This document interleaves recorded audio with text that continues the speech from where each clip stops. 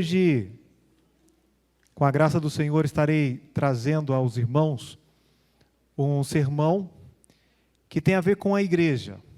Então ele é voltado para você que é salvo, para você que pertence a uma igreja local. Então falo a Igreja Batista Independente. O crescimento de uma igreja saudável. Já se perguntou como se dá ou se deveria acontecer o crescimento saudável de uma igreja? Queremos que aconteça como as crianças, que cresçam de forma saudável, sem nenhuma anomalia, sem nenhuma paralisia infantil ou qualquer coisa que impeça que ela possa se desenvolver física e psiquicamente. Que Deus possa abençoá-las. Mas essa igreja, ela é um corpo, um organismo e também uma organização. É um organismo porque a noiva de Jesus Cristo, ela é viva, e é uma organização porque tem um CNPJ como instituição. No entanto, o que a Bíblia diz, e como você e eu devemos atuar neste corpo, porque quem é a cabeça da igreja? Jesus Cristo é a cabeça da igreja. É da cabeça que saem os comandos, é da cabeça de onde saem os planos, é da cabeça que as ordens chegam a cada ramificação do seu corpo. Então é necessário que você esteja conectado com Jesus, porque se você nesse corpo é um dedo, talvez é o dedo indicador da sua mão esquerda, se estiver desconectado, você não vai ouvir e não haverá como haver resposta do seu cérebro, da cabeça, para dizer dobra dedinho, fica quieto, estica. É o meu cérebro, é a cabeça quem está dando essas ordens. E até ordens que nós não compreendemos, que são inerentes. Eu não fico assim, respira, respira, inspira, coração, vai, para não, hein? 1, 2. E quem está ordenando tudo isso? A cabeça, a cabeça. Por isso ela é tão necessária, e por isso Jesus, ele diz, eu sou a cabeça, e a igreja é o corpo. Mas o corpo, para ele se desenvolver bem, ele precisa estar saudável. E todos os membros bem conexos, bem unidos. Eu pergunto, você nesse corpo, que é a igreja, está unido? Está ligado? Ou você é como um joelho que tem o seu teve o rompimento, rompeu o ligamento, melhor dizendo. Aquela dor insuportável, você manca. Eu vi a irmã que está com o pé quebrado. Não é, irmã Zilda? Jogar bola final de semana dá nisso. É brincadeira. E ela veio. Está doendo. Acredito que quando pisa deve doer. E o pé deve inchar. Todo o corpo padece. Em razão de um membro que sofre. E assim é você, quando estava martelando, acertou o dedão. E naquele mesmo momento sua cabeça começou a doer, você ficou nervoso, embrulhou seu estômago, deu vontade de até vomitar, de dor, e ficou pulsando. Todo o corpo sofre quando um membro padece. Então, vamos à Bíblia saber qual é a sua parte, a sua participação no corpo de Cristo. Abra comigo a Bíblia em Efésios capítulo 4, versos 11 ao 16. Vai comigo, eu gostaria que você abrisse sua Bíblia. Se você notar que alguém ao seu lado está sem Bíblia, compartilhe, porque, de fato, ela é a palavra de Deus.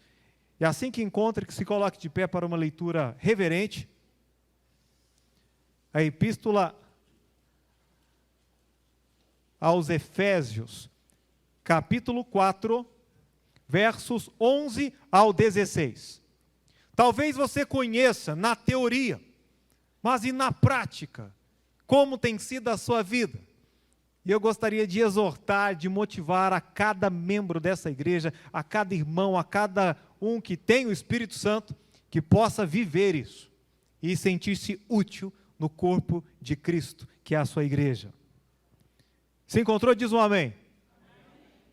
E ele mesmo, verso 11, se tratando sobre Jesus, e Jesus deu uns para apóstolos, e outros para profetas, e outros para evangelistas, e outros para pastores e doutores. Com qual propósito? Querendo o aperfeiçoamento dos santos. Marca isso na sua Bíblia. Querendo o aperfeiçoamento dos santos. Para quê? Para a obra do ministério. Para a edificação do corpo de quem? Do corpo de Cristo. Mas até quando vai isso? Até que todos cheguemos à unidade da fé e ao conhecimento do Filho de Deus, a homem perfeito, à medida da estatura completa de Cristo. Você vai se desenvolver até ficar do tamanho de Jesus Cristo. Para que não sejamos mais meninos inconstantes, levados em roda por todo o vento de doutrina, pelo engano dos homens que, com astúcia, enganam fraudulosamente. Antes, seguindo a verdade em amor, cresçamos, olha aí, crescendo, né? Cresçamos em tudo naquele que é a cabeça, Cristo, do qual todo o corpo, agora você se inclui outra vez, bem ajustado, isso aqui é importantíssimo, e ligado pelo auxílio de todas as juntas, segundo a justa operação de cada parte. Marca na sua Bíblia aí. Justa operação de cada parte. Faz o aumento do corpo, aí o corpo cresce, para a sua edificação em amor. Vamos orar. Santo Deus, obrigado, muito obrigado porque o Senhor cuida da sua igreja. Muito obrigado porque o Senhor nos deu instrução. E eu peço que o Espírito Santo, que em nós habita, possa nos ajudar a discernir bem todas as coisas. E que o Senhor continue salvando almas e edificando a igreja. Ó Senhor, que cada um aqui, como parte do corpo de Cristo, possa entender a sua função, estar ligado e trabalhando para a edificação da igreja, que é o corpo de seu Filho Jesus Cristo. E é no nome dele que eu oro. Amém. Amém. Pode assentar-se.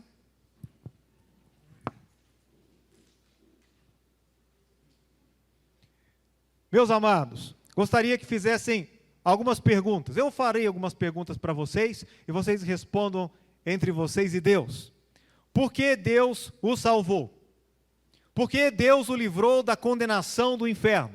Porque a Bíblia é clara que todos pecaram e destituídos, privados, separados estão da glória de quem? De Deus. É impossível que qualquer ser humano adentre ao céu, senão pela graça de Jesus. Se você não passar por Jesus, que é o caminho, é impossível. Não é que é difícil, que é complicado, é simplesmente impossível que você entre no céu. Pastor, mas eu sou pecador, mas não sou tão pecador assim a ponto de merecer o inferno. Pasme, você é, e apenas não se deu conta disso. Mas, se assim for, se eu for ao inferno, então todos vão.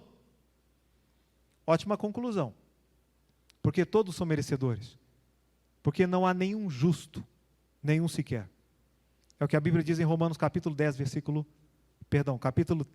10. Não há nenhum justo, nenhum sequer. A partir do momento que você compreende que você está inapto, incapacitado, destituído da glória de Deus, você então busca um Salvador. Quem pode me ajudar? Quem poderá me salvar do fogo do inferno? Jesus, ele falou sobre o inferno como sendo um lugar onde há pranto, que é um choro ardente, e ranger de dentes, onde o fogo não se apaga e onde o bicho nunca morre. E Jesus de 3, nós temos aí que tirar uma conclusão. Falando sobre isso, ou Jesus era louco, ele era um demente, que não tinha noção do que falava, primeira opção. A segunda opção é que Jesus Cristo, ele era um impostor, usurpando da má fé, e ele enganava as pessoas. Ou em terceiro lugar, que ele é Deus, conhece todas as coisas, e veio porque ele sabe que apenas ele, tão somente ele, é capaz de salvar o pecador desse destino tão cruel. E eu, pela fé, creio que Jesus Cristo é Deus, que Jesus Cristo é o Filho de Deus encarnado, que veio à terra, que morreu pelos meus pecados e ressuscitou ao terceiro dia. Então, pela fé, eu invoquei o nome do Senhor Jesus Cristo, e a Bíblia diz que todo aquele que invocar o nome do Senhor será salvo. Os irmãos sabem sobre isso. Eu invoquei o nome do Senhor há anos atrás. Se você também invocou o nome do Senhor Jesus, você foi salvo. E naquele dia, quando eu invoquei, quando uma pessoa invoca, quando uma pessoa clama, quando essa pessoa precisa de ajuda, quando essa pessoa precisa de socorro, eu me lembro muito bem do testemunho do pastor Roberto Nichols, aqueles que são mais antigos vão se lembrar dele. Ele dizia que aos 17 anos ele estava junto com seu irmão, 4 anos mais velho, e estavam dando a volta ao redor de uma lagoa, isso nos Estados Unidos. E naquele momento surgiu aquela belíssima ideia de que ao invés de contornarem aquela represa, que eles iriam cruzá-la a nado. E assim foi. E apostaram entre si. E o pastor Roberto começou a nadar e ele estava na frente. O seu irmão, um pouco mais atrás, ele teve uma cãibra na perna. Quem aqui já teve uma cãibra? Na panturrilha. É fatal. Quem aqui já acordou com uma cãibra na panturrilha? Terrível. As grávidas sabem muito bem. Qual é a grávida aqui que nunca teve uma cãibra? Escapou então. Os velhos também, pastor. Tudo bem, é uma fase que eu estou me aproximando ainda. Tá? E não estou com pressa. Mas ele teve essa cãibra e ele afundou. Mesmo sendo um nadador, ele afundou e começou a beber água e a clamar, a invocar. E pedia socorro, socorro, socorro. E por que ele pedia socorro? Porque ele invocava. Por 2 razões. A primeira razão é porque ele sabia que estava morrendo, que ele sabia que estava em dificuldade e que ele não podia fazer nada por si mesmo. E em segundo lugar, porque ele sabia também que havia ajuda, que a ajuda estava por perto. E o pastor voltou, na época apenas um jovem, para tentar socorrer e salvar a vida do seu irmão. Mas lamentavelmente foi tarde e ele não conseguiu, ele morreu ali. Ele perdeu seu irmão. Graças a Deus, seu irmão era salvo. Acho que ele deixou suas coisas, seus pertences, um carro, ficaram. A sua alma foi salva. Mas quando uma pessoa invoca, quando ela sabe que precisa de ajuda, se você não entende que é merecedor do inferno, você ainda não entendeu o que é invocar a Jesus.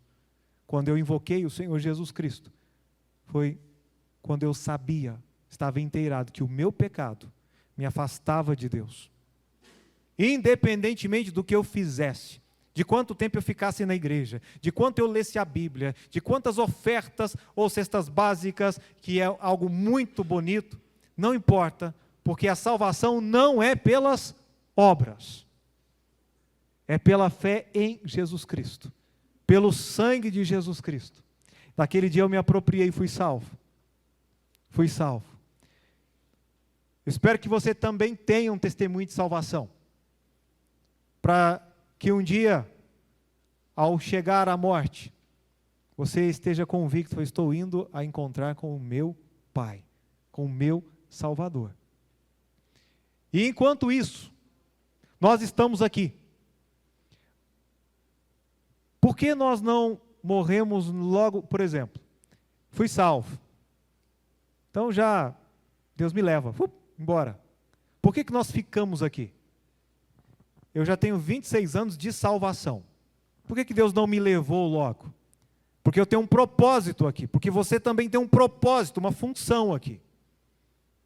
Qual é a sua função? Dentro do corpo de Cristo. E por que Deus então repartiu dons aos homens? E todos que são salvos têm pelo menos um dom espiritual. Você tem um dom, apesar de às vezes negar que tenha, você tem um dom espiritual. Precisamos entender algumas coisas como igreja. O pastor em si, ele não reproduz ovelhas. Imaginemos um rebanho. O pastor, ele cuida das ovelhas, talvez está uma enferma, precisa de alimento, água límpida, o aprisco, vem a chuva, tem que guardar, proteger de lobos, de predadores. Ele guarda, mas as ovelhas, elas que devem reproduzir-se. Nós somos ovelhas do grande rebanho de Deus. Você, como ovelha, tem reproduzido ao longo da sua vida. Quantas almas você ganhou para o Senhor Jesus Cristo? Quantas almas você teve o privilégio de poder chegar, eu evangelizei, aquela pessoa, ela orou e pediu a Jesus para salvá-la, ela entregou a sua vida, entregou a sua alma para Cristo, e agora a vida dela está mudando. O Espírito Santo está reinando, é o agente santificador. E aí uma família que estava destruída, nós vemos essa família renascer. Um casamento destruído por quê? Porque houve mudança no coração de alguém que Cristo está fazendo, e você foi o ganhador daquela alma. E mais, essa alma logo estará lá no céu, e você estará lá junto com ela também. Qual é o tamanho da sua família espiritual? Os momentos mais gostosos da minha vida são os momentos que eu conduzo uma alma a Jesus Cristo. E posso discipulá-la, levar essa pessoa a conhecer mais sobre Jesus, para adorar a Jesus. Isso é importante como corpo. E o pastor, ele não tem essa incumbência por si só, mas as ovelhas, o corpo. E agora que toca a você, a entender se você como ovelha tem reproduzido, ou se é uma ovelhinha infértil, uma ovelhinha que come, mas não reproduz, se alimenta. E se ela não se reproduz, é porque existe uma anomalia, há algum problema, há alguma deficiência. Porque um corpo normal, ele se reproduz. E se você não está se reproduzindo espiritualmente, é sinal de que há um problema. E esse problema pode ser chamado de pecado. Talvez é a preguiça, é a omissão, é a falta de amor e compaixão pelas almas perdidas, talvez seja o seu individualismo em preocupar-se apenas consigo mesmo, talvez seja o seu materialismo, porque pensa apenas em dinheiro, e se esquece que existem pessoas morrendo, todos os dias tem pessoas morrendo e indo ao inferno. E nós nos omitimos. Imagine se Deus permite que todas as pessoas que nós tivemos contato, que conhecemos de forma direta e indireta, um dia no juízo passassem diante de nós, dizendo, eu estou indo para o inferno, eu gostaria que você soubesse que você nunca me falou de Jesus. Se você tivesse me falado de Jesus apenas uma vez. A Bíblia diz que Deus enxugará de nós toda lágrima. Toda lágrima. Existem alguns teólogos que dizem que talvez será num momento como esse, que todas as almas que estarão diante de Deus no julgamento, que estão condenadas, e talvez foi alguém da sua família, talvez um vizinho, um amigo, alguém que estava ao seu lado ali no trabalho, seu colega de faculdade, sentava ao lado, faziam um trabalho juntos, pegavam carona, iam juntos, e você nunca falou de Jesus para essa pessoa, talvez ela pode ainda apontar o dedo. Por que você não falou de Jesus? Nós falávamos sobre política, falávamos sobre economia, sobre futebol, falávamos sobre tantas coisas, sobre futilidades, você nunca me falou sobre Jesus. E agora você está indo ao céu e eu ao inferno. Com certeza você vai chorar. Porque uma alma vale mais do que o mundo inteiro. E por que não falamos? Porque eu fiquei com vergonha. Porque eu não sabia qual seria a reação daquela pessoa. Porque eu estava mais preocupado com o meu descanso. Eu fiquei muito mais tempo assistindo seriados no Netflix do que falando de Jesus, ou me preocupando com as almas orando. Eu ficava muito mais tempo nas redes sociais. E nós seremos cobrados, como igreja. Você e eu seremos cobrados, e eu como pastor devo alertar a igreja. Porque algumas pessoas se esquecem que vivemos uma guerra, uma batalha espiritual. E amanhã talvez estaremos velando algum de nós aqui. A morte vem. Você pensa viver quantos anos? Esteja ciente da sua salvação, mas não seja tão orgulhoso ou egoísta de não se preocupar com a salvação dos demais. Ah, mas o que a pessoa vai pensar? Problema. É melhor agradar a Deus do que aos homens. Eu prefiro que a pessoa fique furiosa comigo agora do que ficar furiosa comigo em outro momento. Fale de Jesus. É a melhor boa nova. A boa nova da salvação. Então nós aí como corpo, a Bíblia diz algo. E infelizmente a maioria das igrejas, elas entraram no sistema que é aquele sistema de culto, clero, domingo, templo. Eu repito, tem um culto, tem o clero. O clero é o quê? 10 a 15% da igreja que faz tudo acontecer durante um culto como esse. E a maioria é passiva. E nós nos colocamos assim, temos um culto, quem lidera, organiza e faz acontecer é um clero. Quando acontece? Isso acontece num domingo e tem que ser num lugar reservado, tem que ser num templo. E aí a igreja acaba ficando engessada. E talvez você deseja fazer algo e nem sabe exatamente o que fazer. E temos que sair disso, entender como nós somos como organismo. E cabe a cada um. O ID, a grande comissão foi dada a você, põe isso na sua cabeça. Pastor, eu não fui chamado para missões, eu não fui chamado para ser um pastor, um evangelista, uma seminarista, para que eu seja uma palestrante, seja lá o que for.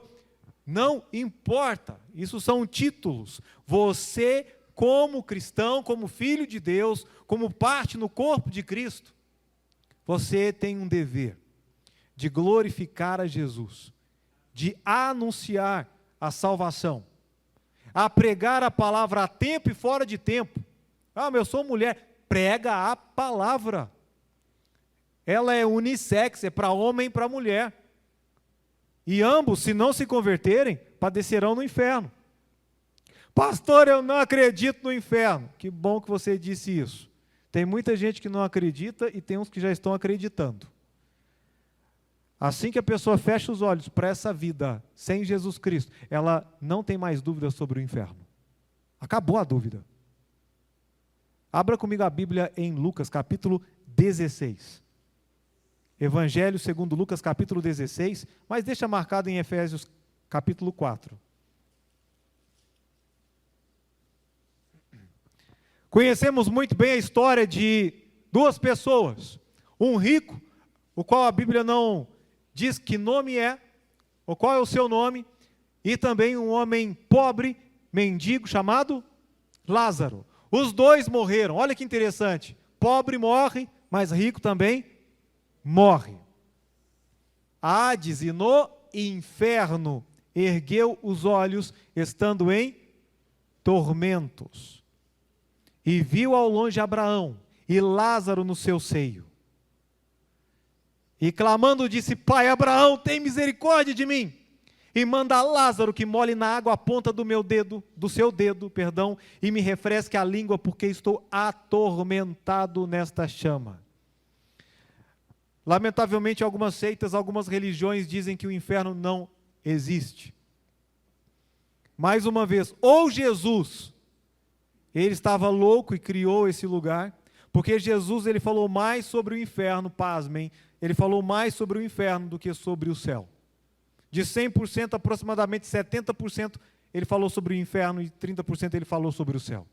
Porque ele veio nos alertar e nos salvar do destino, da condenação do inferno. E aqui não temos uma parábola, temos uma história real. Em nenhuma parábola é mencionado nome próprio. E aqui temos o nome desse Lázaro, pai Abraão é mencionado. E ainda que fosse uma parábola, ela traz princípios espirituais, verdades espirituais. E quais são elas? Uma delas é que todos nós morremos, independentemente da sua classe e do seu nível social. Em segundo lugar, assim que você fechar os olhos, a Bíblia diz que quando morreu o mendigo, os anjos o levaram. foi levado pelos anjos ao seio de Abraão. Morreu também o rico e foi sepultado. Ah, pastor, para mim, quando a pessoa morre, ela fica em estado de sonolência, ela fica dormindo até o dia da ressurreição. O corpo, sim. O espírito não, a alma não. Pastor, prova, uma das provas é que nós temos aqui, que esse rico abriu os olhos, onde? No inferno, em um local. Hades, no grego, e Sheol, no hebraico, é o lugar da habitação dos mortos. E aqui ele abre os olhos, estando em tormentos. Havia sensibilidade, ele não estava num coma induzido, ele estava lúcido, ele tinha sede, ele reconheceu a Lázaro, havia um abismo, é como se desse lado fosse o inferno, houvesse um grande abismo, e do outro lado ele vê a quem?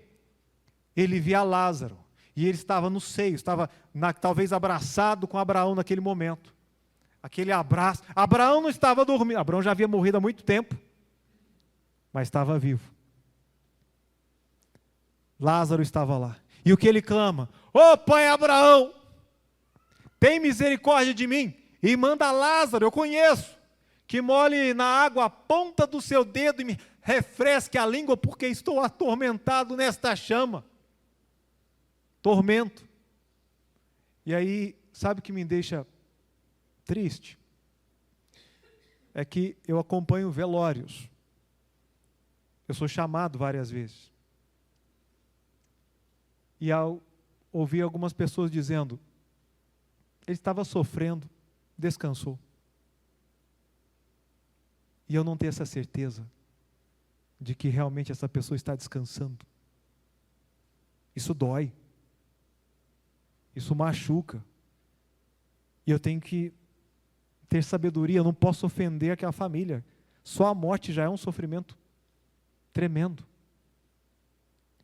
E se a pessoa souber da possibilidade de que aquela alma está padecendo no inferno, assim como esse rico, uau! Mas esse rico que deixou de ser rico assim que ele morreu, no inferno, ele se tornou um missionário. No inferno. A Bíblia diz, quando Abraão diz, olha, para quem acha, tem gente que fica com medo, fala, eu morreu, vai puxar meu pé. Alguém já ouviu essa bobagem? Qualquer um pode puxar seu pé, menos alguém que morreu. Não sai de lá. Prova bíblica, disso eu não tenho medo. Por isso que eu costumo dormir com o pé de fora. Tá, eu gosto. A Bíblia diz, versículo 26, e além disso, está posto um grande abismo entre nós e vós, de sorte que os que quisessem passar daqui para vós, olha, do paraíso não pula para o inferno. Não poderiam nem tão poucos de lá passar para cá. A turma do inferno não vai ser promovida. Mas tem um grande abismo. Quem está ali no paraíso não sai, quem está no inferno não sai. Mas olha a lucidez. Pastor, quando a pessoa morrer, ela vai lembrar que tem pai, vai lembrar que tem mãe, vai lembrar que já teve uma sogra, né, dona Elda? Vai lembrar. Esse homem, ele se lembrou do vizinho dele, mendigava, ele comia lá a coxinha do frango, as migalhas caíam, ele queria comer ali do rico. Lembrou dele, foi aquele mendigo morava lá na mesma cidade. Muito pequeno, né? E agora ele se lembrou que ele tinha quantos irmãos? 5 irmãos. Foi, eu conheço meus irmãos. Todos viram para cá, todos. Já não tem como eu sair? Ô pai Abraão, então faz o seguinte, manda Lázaro, manda a casa do meu pai, porque eu tenho 5 irmãos, para que ele possa dar testemunho para eles. Ele sabe onde eu moro, ele sabe onde a minha família mora. Manda! Será que Abraão, ele respondeu? Não, vai lá, Lázaro, vai lá, ressuscita um pouquinho. Ou vai só no espírito, lá, meia-noite. Sabe o que Deus disse? Através do versículo 29. E a proposta, versículo 28, é para explicar o que eu disse. Pois tenho 5 irmãos para que lhes dê testemunho, a fim de que não venham também para este lugar de tormento. Quem pôs na sua cabeça que o inferno não existe? Você quer morrer para tirar a dúvida? Eu prefiro, pela fé, acreditar que existe o inferno, que existe o céu, e que somente Jesus Cristo é capaz de livrar o ser humano, a minha pessoa, desse lugar de tormento. Disse-lhe Abraão: tem Moisés e os profetas, ouçam-nos. Sabe os seus irmãos? Eles têm Moisés e os profetas. Lógico que Moisés já havia morrido. Moisés escreveu os 5 primeiros livros da Bíblia, o Pentateuco. Os profetas, eles têm a Bíblia. O que você tem na sua mão agora? A Bíblia. E mais do que eles têm a Bíblia completa, inclusive o Novo Testamento. Eles têm a Bíblia. Aí, mas não vão, eles são como eu. Eles não crerão. Mas se Lázaro fosse... E Abraão foi enfático. E Abraão lhe disse, no verso 31, se não ouvem a Moisés e aos profetas, tampouco acreditarão, é fé, ainda que algum dos mortos ressuscite. Porque ele estava no inferno? Porque ele foi um incrédulo, porque ele não creu, porque ele não depositou a sua fé em Jesus Cristo. E porque ele queria tanto que Lázaro fosse ter com os seus, para que eles pudessem se arrepender. Tem gente que vai pensar, o mendigo foi para o céu porque ele era pobre, e o rico foi para o inferno porque ele era rico. Quem acha que isso procede? Pois Jesus falou que é mais fácil entrar assim, uma agulha, não, passar um camelo no fundo da agulha do que entrar um rico no reino dos céus, não é? Até que foi isso então. Irmãos, esqueçam isso. Abraão possivelmente era mais rico do que o rico da história. Abraão era riquíssimo. E estava no paraíso. Pela fé, pela fé. E olha só, a última palavra do verso 30. Um pouquinho antes. Não, pai Abraão, mas se algum dentre os mortos fosse ter com eles, arrepender-se-iam. O que Jesus disse sobre o Evangelho? A salvação. Arrependei-vos e crede no Evangelho. Olha, eles precisam se arrepender. Precisam crer. Mas não vão acreditar se mandar um morto. Tem a Bíblia. E nós como corpo? O que precisamos fazer diante disso? O maior prêmio que você pode ter, galardão, é quando você ganha uma alma para Jesus. Com certeza. Saia dessa esterilidade espiritual. Talvez você é a pessoa que não teve filhos, não se casou, não teve condições biológicas para ter um filho, mas você pode ter filhos espirituais, filhos na fé, de sangue de Jesus, do mesmo sangue, salvos pelo mesmo sangue, o sangue de Jesus Cristo. E eu preciso acelerar, voltemos aí para Efésios.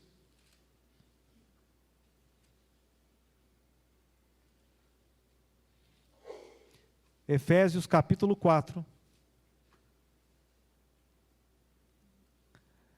E ele mesmo deu uns para apóstolos, e os apóstolos deixaram a doutrina para nós, e ela ficou aqui registrada na Bíblia, e outros para profetas, e outros para evangelistas, e outros para pastores e doutores, teólogos, pessoas realmente capacitadas. Para quê? Por que Deus chamou alguns de forma específica? Para aperfeiçoar os santos. Sabia que você é um santo? São Carlos. Tá? Santa Elda. Misericórdia. Mas todos que foram salvos e receberam o Espírito Santo agora são santos. A Bíblia, ela não espera alguém morrer para ser canonizado e depois santificado. Aos santos, a igreja, Deus ele chama alguns especificamente para capacitar, aperfeiçoar todos os santos. Se você é um santo, o santo significa que não tenha pecado, mas significa que você recebeu o Espírito Santo, está em processo de santificação. Diga amém. Levanta a mão. Amém?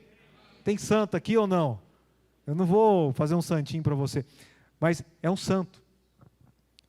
E qual é o propósito do santo? Para a obra é trabalho, estamos em obras, do ministério para a edificação do corpo de Cristo. A edificação do corpo de Cristo, para que todos cheguemos à unidade da fé e ao conhecimento do Filho de Deus. Quanto você conhece sobre Jesus? Você ama Jesus mesmo, de coração, está se aproximando dele. Se você ama Jesus, as pessoas vão saber que você ama Jesus. Porque o jeito de você falar quando pensa em Jesus, ou quer... Quando você está apaixonado, você fala da sua paixão.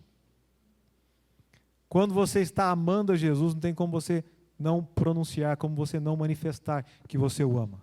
Porque a boca fala o que está cheio o coração. Essa semana você falou de Jesus para alguém?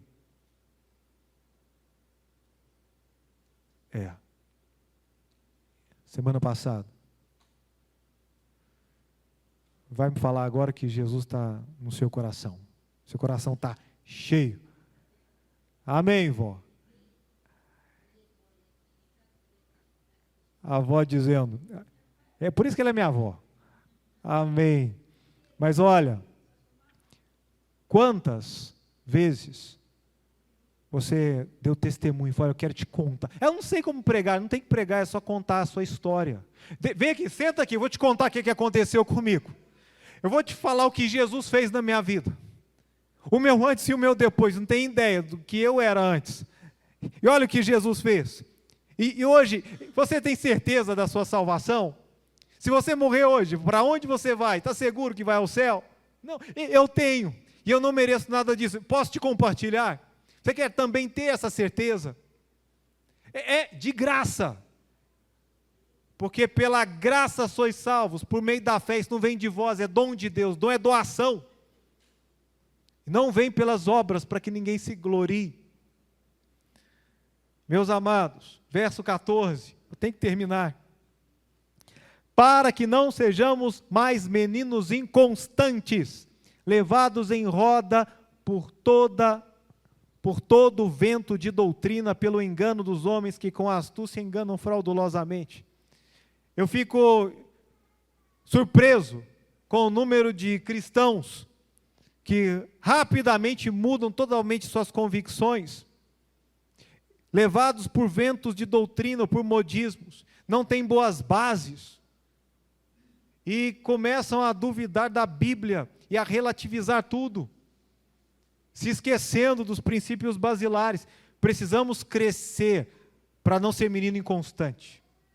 O menino não sabe o que quer, cada hora quer uma coisa. Eu falei, não, menino inconstante não, é para crescer. Ficar do tamanho de quem? A estatura completa de Jesus Cristo. Não vai se comparar com seu irmão, porque sempre você vai achar um que está mais assim, mais requinguelo, mais para baixo, e um que está melhor. Só que para você se comparar e não ficar tão triste, você vai se comparar com aquele que possivelmente está menos espiritualizado que você. Não, é comparar-se, você deve se comparar com a estatura de Jesus Cristo. Aí ficou mais difícil, ou mais desafiador. Verso 15. Antes, seguindo a verdade em amor, sempre com amor. A verdade, a Bíblia, Jesus é a verdade, o caminho, a verdade, a vida. Cresçamos em tudo naquele que é a cabeça, Cristo. Em tudo, em todas as áreas. Não é falar, cresceu só um braço, ou só uma perna. Não, tem que crescer tudo, desenvolver bem. Não, minha orelha cresceu mais que a outra. Não ficou legal. Um olho ficou maior que o outro. Não, tem que crescer juntos. Juntos. Antes, seguindo a verdade em amor. Versículo 16. Do qual todo o corpo, bem ajustado e ligado pelo auxílio de todas as juntas, segundo a justa operação de cada parte. Essa a justa operação de cada parte. Meus irmãos, aqui ele fala em alegoria sobre o corpo. Se a sua mão sair do corpo e ela ficar aqui, perdeu, não funciona. E ela depende do restante, senão ela apodrece e não presta mais. Então para de achar que você consegue fazer carreira solo, ser independente. Ah, não, sozinho, lá em casa eu resolvo a parada. Não resolve, você vai definhar. Você precisa servir, você precisa estar participando do corpo, evangelizando, discipulando, batizando, se envolvendo, desenvolvendo o dom que Deus lhe deu. E Deus cobrará de você o talento. Não enterra o seu talento, não. Você vai definhar, apodrece, entra em gangrena. Mas quando está tudo bem conectado, aí as coisas funcionam e vão bem. E não adianta ter tudo bem, por exemplo, tem gente aqui que anda de moto, gosta muito de moto, né, irmão Deivanir?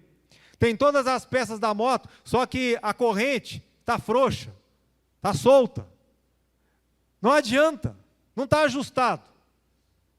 Eu estou de calça aqui com cinto, mas se tiver frouxo aqui, vai cair. Se o cadarço estiver solto e o tênis estiver, ou o sapato, estiver um pouco bambo, frouxo, um pouco maior do que o pé, ele vai embora.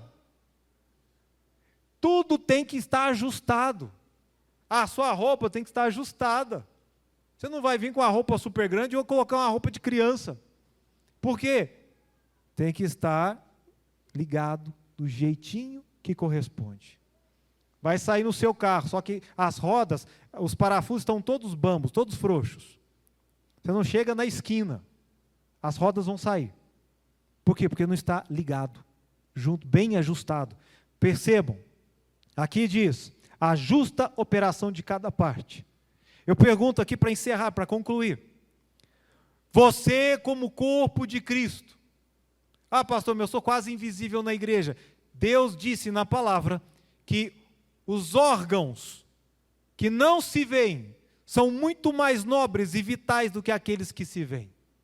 Alguns aqui dão muita importância para a calvície, ou para o cabelo, né? Para a calvície não. Eu não sei porque teve um irmãozinho essa semana que me mandou uma promoção de uma clínica de transplante capilar. Eu falei, por que será que ele pensou em mim? E ele falou, não, vou lá, e vai 11.500. Melhorou, né? Estava 20 mil, 17 mil. Falei, 11.500. Falei, não, irmão, vai primeiro aí, depois, se Deus me der condição um dia, eu faço. Tá, demora um ano. Falei, é muito importante. Ah, o doutor Tiago lá não veio hoje, mas questão de dentes, tem gente que paga um absurdo para fazer implantes, para ficar com a boca bonita, com um sorriso bonito. Mas os dentes não são mais importantes do que o seu pâncreas, meu amigo, do que o seu fígado, do que os seus rins. E eu te pergunto, quando você vai sair e vir para a igreja, vou dar uma penteadinha no meu apêndice aqui, eu vou cuidar, vou ver aqui, os rins, os pulmões, vamos embora, estou bonito. Não, você está olhando para o aspecto exterior. O cabelo está bem penteado, passou o gel, seu cheiro, por dentro.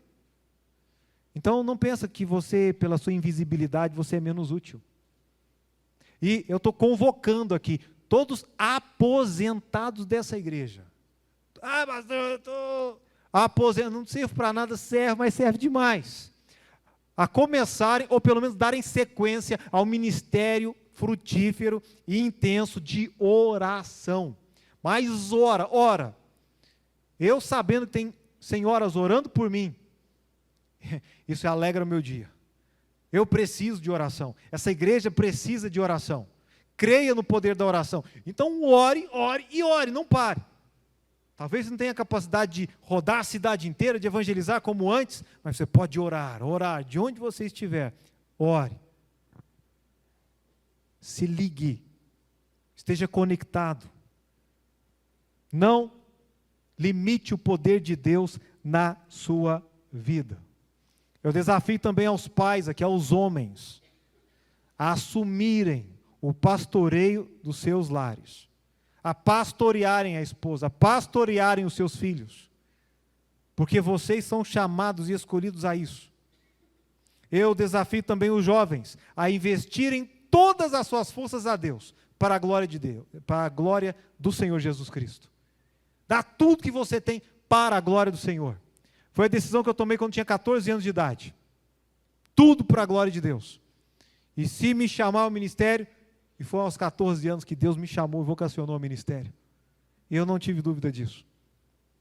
Se Deus me salvou, Ele merece tudo, Ele merece a minha vida, Ele merece o meu corpo. E a melhor fase da sua vida, de capacidade, de produzir, é na sua juventude. Não desperdice a sua juventude com futilidades. Desafie os cristãos verdadeiros a santificarem as suas vidas. Santifiquem as suas vidas. Evangelizem, discipulem para a glória do Senhor. Levem pessoas a conhecerem quem é Jesus. Deixa eu fazer uma pequena pesquisa aqui, para saber se essa igreja está em condições espirituais de ir mais um passo, ou de quase começar do zero. Levante a mão, quem, se você quiser, quem hoje pode dizer: pastor, eu estou discipulando uma pessoa, uma. Pastor Vanderlei, Dona Elda, aqui eu. Entenderam o recado? Todos aqui servem o mesmo Deus, têm a mesma Bíblia. E por que não fazemos isso? E não adianta ficar procurando pecado na vida dos outros, se você não faz o que é mais importante. Você veio para quê?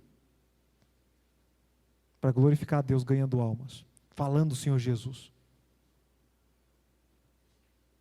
Se eu perguntar, você ganhou uma alma para Jesus o ano passado inteiro, você anunciou Jesus, aquela pessoa confessou Jesus junto com você? Está entendendo que o nosso problema é sério?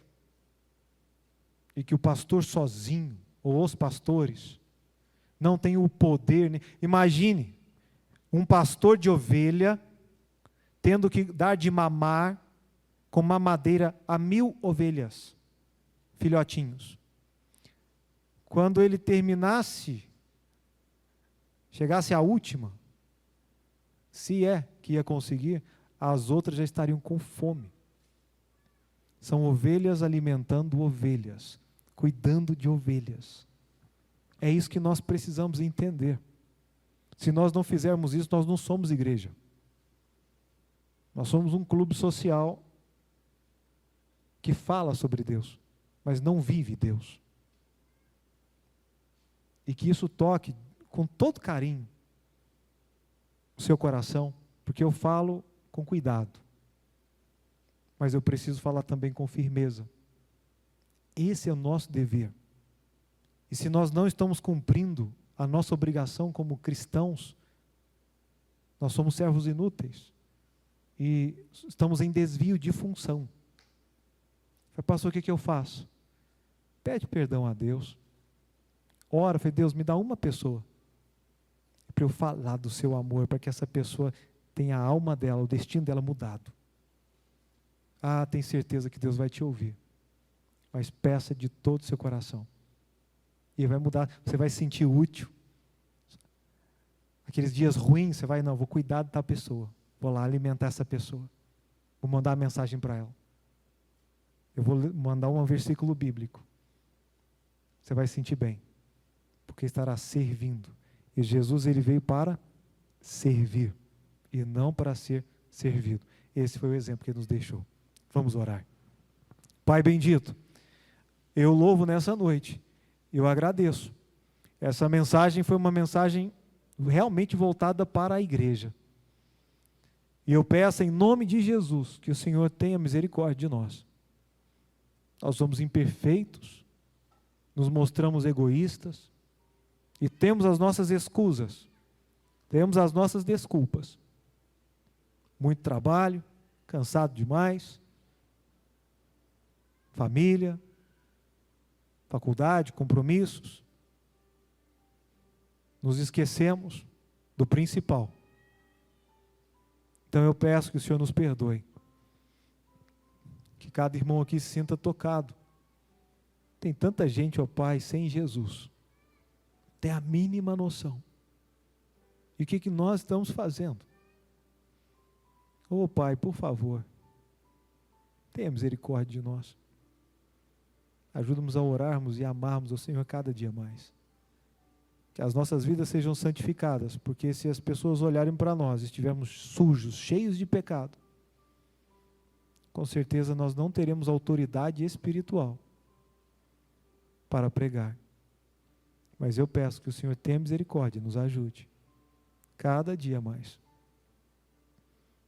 Com cabeças baixas e olhos fechados, será que temos alguém nessa noite que diga: pastor, a palavra de Deus falou no meu coração, e ela foi dura, mas eu a recebo,